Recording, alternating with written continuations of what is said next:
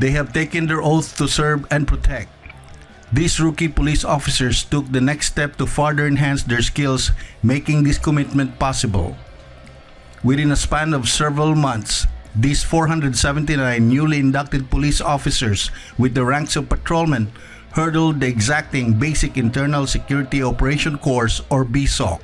These men and women trainees are grouped into 6 batches under class name KAMPILAN, the single-edged sword of our ancient Filipino warriors. Because the program of the PNP is the first assignment of all new recruits will be in the mobile forces. Itong mobile force, ito yung in charge or their mission is basically is to conduct internal security operations. Ito yung mga training na ginagawa sa operation na ginagawa sa bundok. So basically this regional mobile force unit are the ones in charge of the internal security operations of the PNP.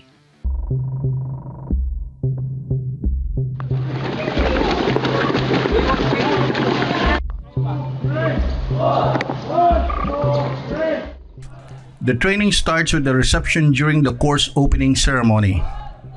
Even before the proper physical and mental training commences, the new cops are tested for their determination to go ahead and plunge into the grueling months of endless drills. The reception, it means to test the participants, the BISOC trainee, to test their determination. There are several exercises. When it comes to exercises, there is a series of exercises for them to test the determination before start the proper training of this class.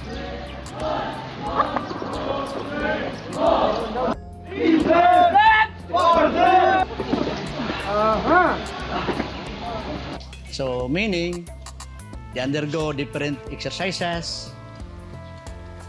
Now it will test their quality of being a person, especially determination to undergo this kind of training, because the reception is very hard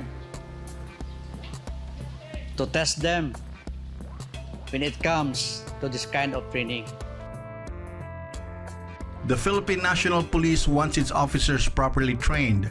Thus, prior to the actual start of the BISOC training, it requires the absolute dedication of each trainee to what is yet to come in the course. The PNP makes sure that though it shows its welcome to the rookies, the new police officers must make certain they can hurdle the challenge from day one. Yes, we have the post-up, the snake roll, the roll like a barrel. Then, because in the PNP reception, we have the so-called frame of exercises, the basic exercises to be undergone by the student. 2, 3, 3, 1, 2, 3, 4, 1, 2, 3. We go forever, one go forever, one go forever, one go forever, 1, 2, 3, go.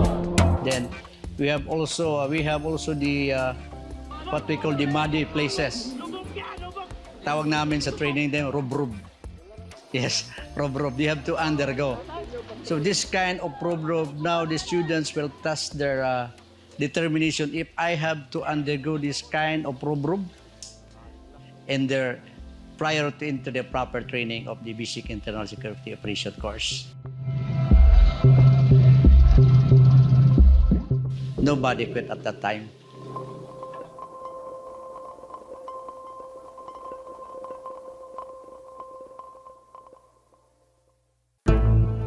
BISOC is a specialized training course designed to develop a well-informed, highly organized, disciplined, and thoroughly trained police officers.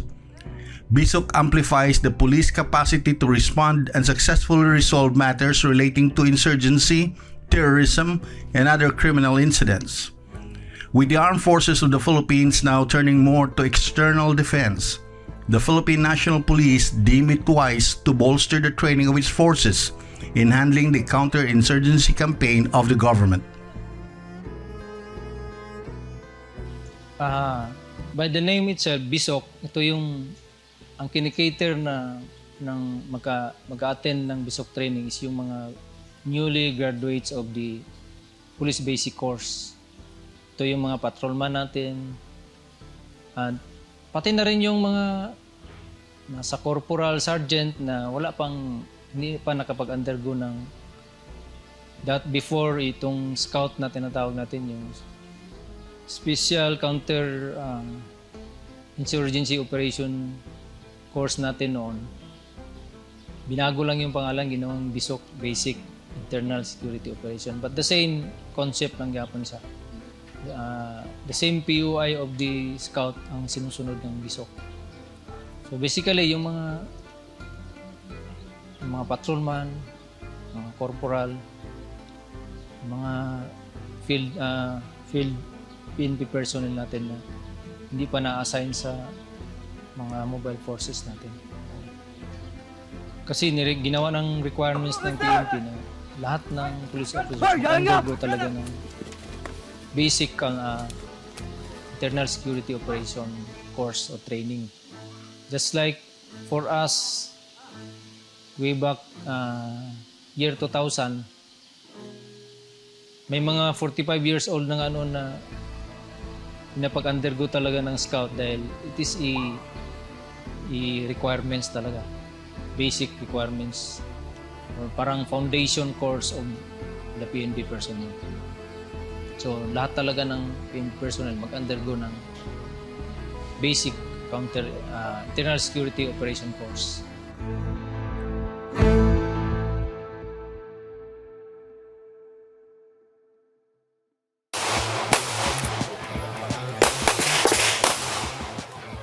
One of the major subjects of the trainees have to undergo is the pistol and rifle marksmanship course.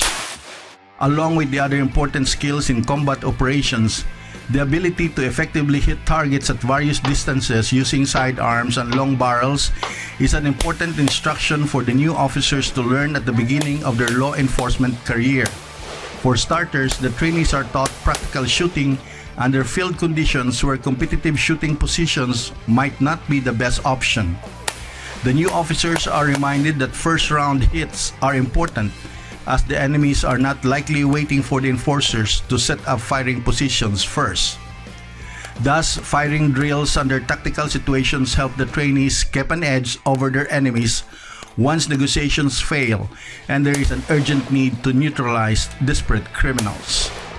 There is a pattern in marksmanship that what we have the standing position to train the students, the proper standing, the proper holding of firearm, especially the pistol. And the marksmanship is not only the pistol, to include the rifles. So we have the standing, we have the kneeling, we have the prone, and even we have the sitting position. Because the marksmanship training is mandatory. Before they undergo, as I said a while ago, we talk about the CQB, the close quarter battle. They will not enter the close battle unless otherwise they are already finished in the marksmanship training.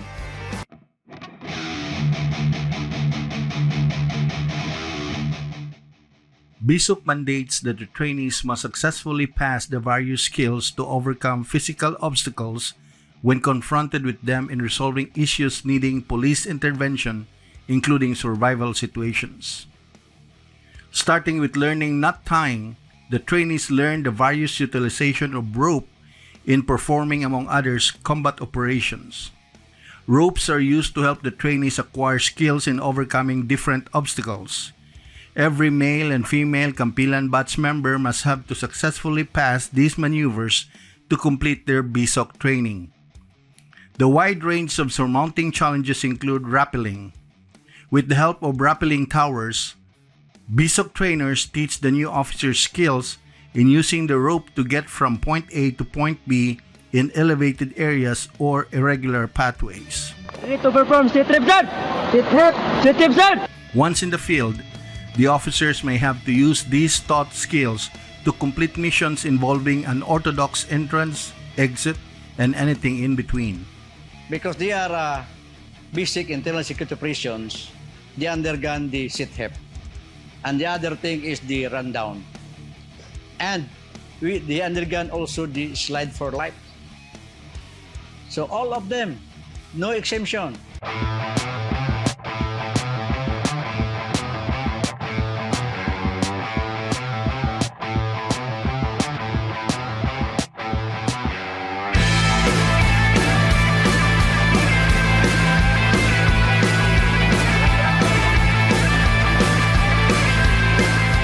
If there is an operation involving the suspect inside the building, and we cannot egress or we cannot gain entrance to the ground, the application of the sit tip or the rundown of field is coming from the rooftop. So look for a person just like them, just like the Kampilan class. They are capable to perform the job. So using the rope, it's either sit tip or rundown. From the rooftop, gain entrance to the window.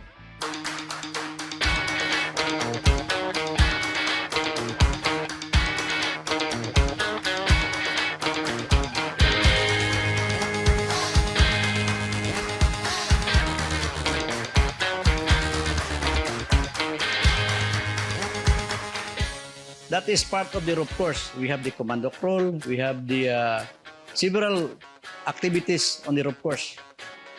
Low crawl, BB crawl, marami.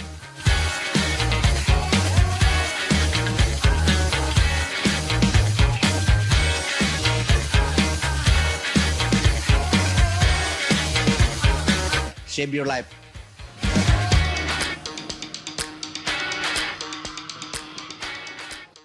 We have a different obstacle right there in the training camp. I cannot mention them one by one, but there are several obstacles. So you have to pass this one. All of them pass this one, no matter girl or boy, male and female, you have to undergo the different types of obstacles.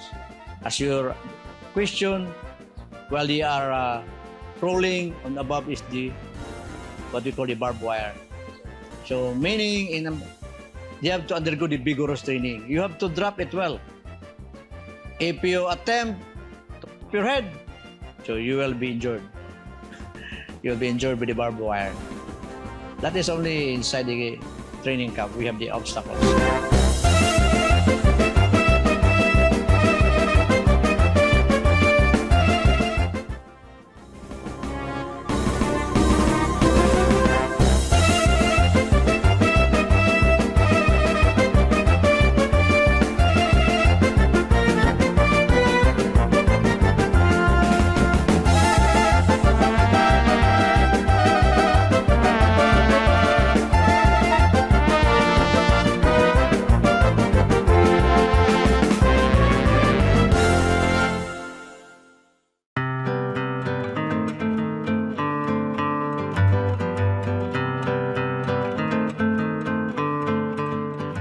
A training that brings the Kampilan class and its trainers far away from their Damilag training camp is the BISOC Seaborne Skills Mastery Activity.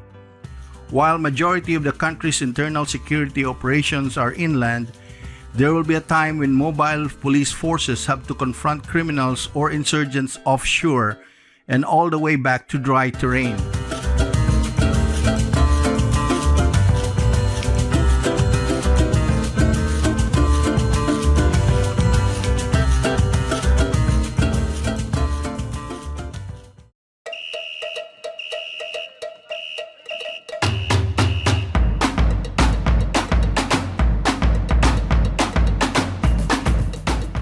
Supported by the PNP Maritime Group in Northern Mindanao through the use of the rubber boats among others, the BISOC trainers teach the batch numerous skills like launching from a fast-moving rubber boat into the water. Yes, the BISOC training, there is also a major subject, the waterborne operation. We let perform the students in the sea because we will train them from land to sea to land. So meaning that it is very difficult It's very difficult when you disembark coming from the rubber boat. That is why if we let them jump on the water and full battle gear, then it's often they find hard to save their lives. That's the time we use the rope. Through the rope, then at the time they have to tie themselves, and we have to pull them.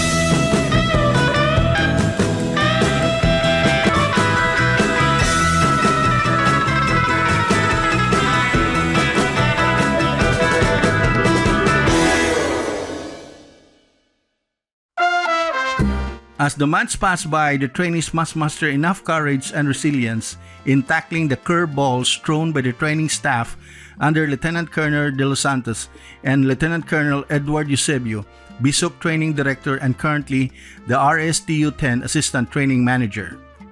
The RSTU-10 leadership has made it a point to adhere strictly to the program of instructions issued by the national headquarters. This is to ensure a quality and standardized training, which also calls for the absolute riddance of any trace of hazing. RSTU is very committed to, and we are very professional in handling training. Wala na yung tinatawag nila doon na mga extra physical, tinatawag natin na hazing. Wala na talaga yan sa panahon ngayon. For me as the training manager of RSTU, ini-ensure ko talaga na yung training is focused on yung tinatawag natin na program of instruction. For us, sa STU, ini-ensure natin yan na when they graduate, when they finish their basic internal security course, makikita natin na they are skilled enough na pwede nang authorized na mag-conduct ng combat operation sa bundok, and we also ensure that they are also well-disciplined paglabas nila sa training center. What may be transparent during the training are the constant physical exercises the trainees have to render as a way of reminding them of their mistakes. RSTU-10 indeed put premium emphasis on strengthening cardio workouts by the new officers, not only in pursuance of their mandate, but also as a personal lifestyle for the rest of their career and of course their existence on Earth.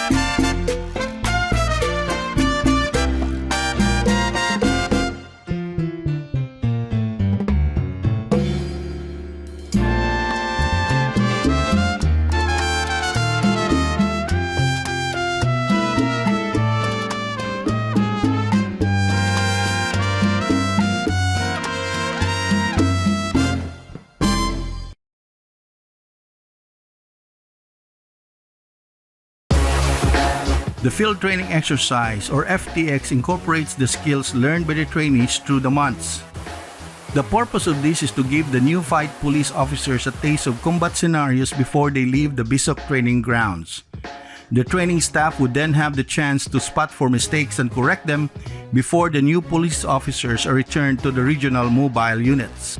FTX is usually designed where the participants encounter adversaries in so-called mini-battles, which provide a more or less realistic environment and settings based on most probable situations a police officer and his teammates might confront once put back on actual law enforcement service. While the mini-missions might be completed by a squad-sized unit, the FTX also focuses on a concerted effort by a larger group such as a platoon or company. This is really a classic reflection of what the country's police mobile battalions usually have to contend with, especially counter-insurgency and terroristic problems in the countryside.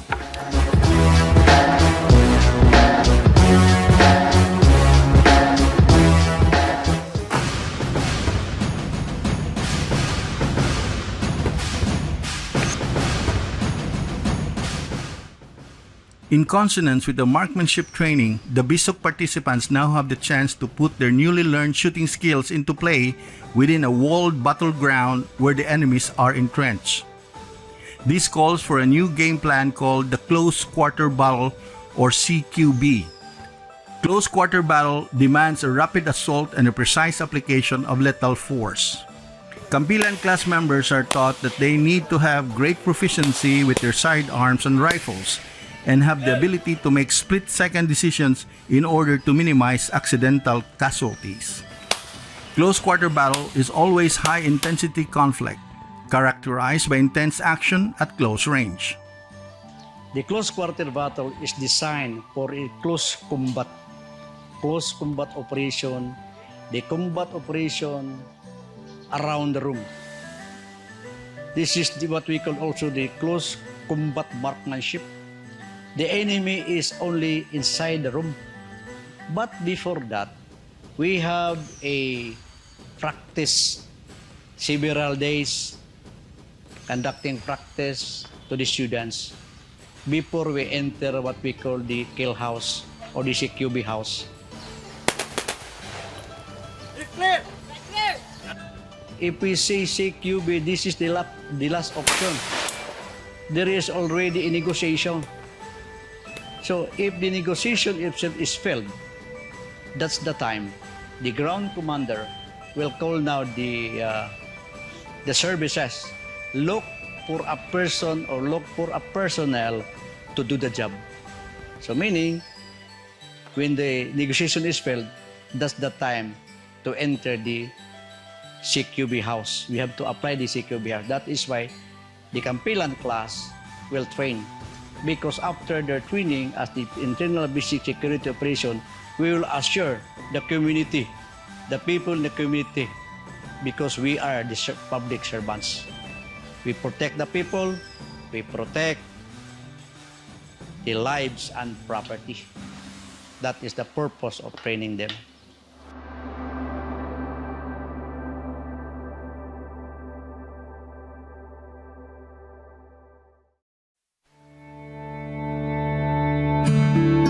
Why join the Philippine National Police? What is in store for new recruits?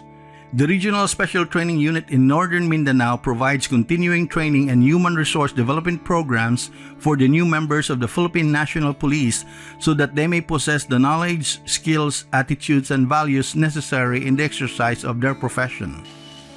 Actually, ang naman talaga ng role naman talaga ng RSTO, we are committed to produce a police officer who are competent, who are highly skilled and well-disciplined police officer na matatawag natin na world-class police officer. So yun ang encourage ko yung mga younger generations natin to join the PNP. Not only malaki na yung sahod at marami kayong benefits na makukuha, just like discipline and your physical health. So maraming benefits kang makukuha. Very stable talaga ang pension ng PNP. When you have your families, pag na time na nadisgrasya ka, mayroon pa rin magsusuporta sa pamilya kahit wala ka na.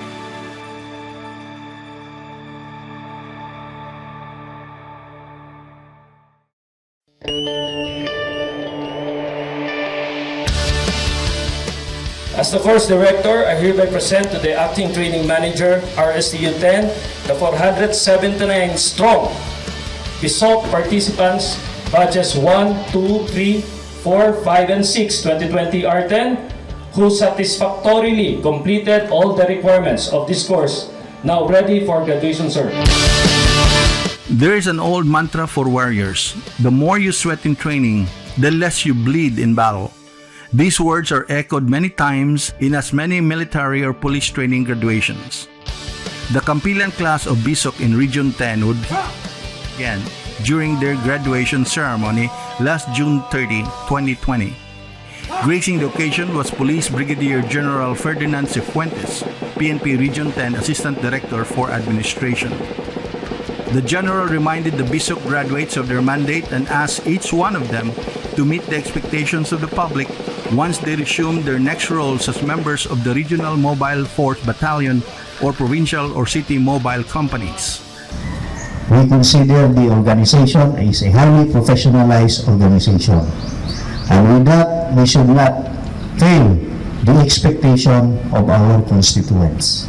I would like to share with you the expectation of the famous scholar, August Bonner. Palagi ko itong inulit, ini-emphasize, because this is the expectation of the average citizen, according to August Bonner.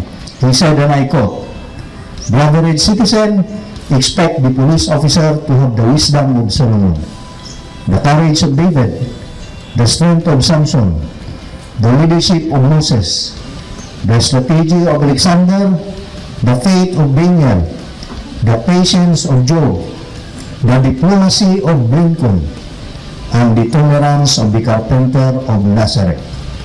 If he has all this, he might be a good policeman." Unquote. So that is the average expectation or the expectation of the average citizen according to August Bonner. How much more today above average citizen in our community, the constituents. So with that expectation, I believe because you are already part of the PNP organization, a highly professionalized organization, you will be able to address that expectation.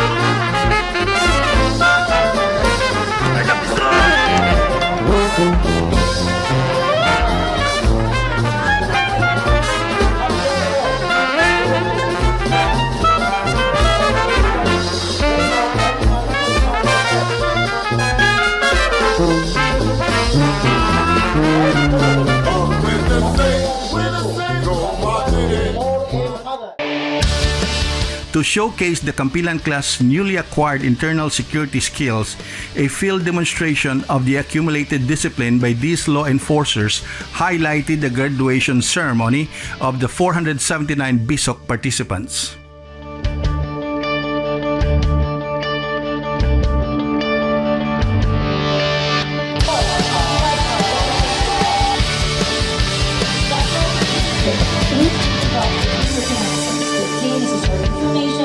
Recording with the enemy's